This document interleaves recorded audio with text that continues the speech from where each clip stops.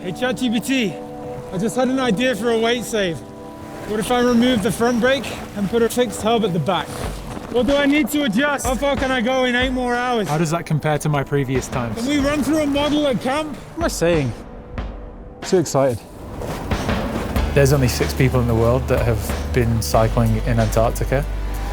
And so even if I could find a training plan for like a polar expedition, it would be tailored to skiing or snowshoeing.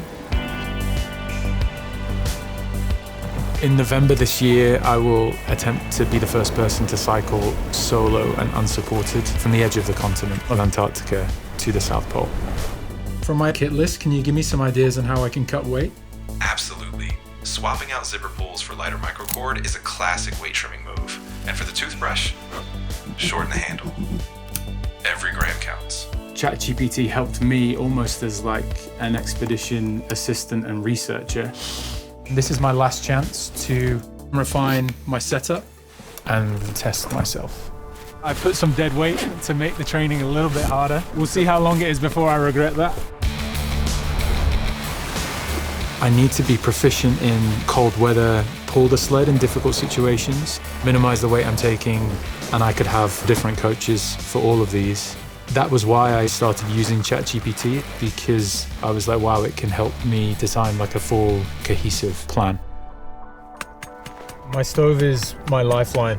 Yeah, without this, I can't drink, I can't eat. My expedition stove just died mid-burn. Can you help me troubleshoot?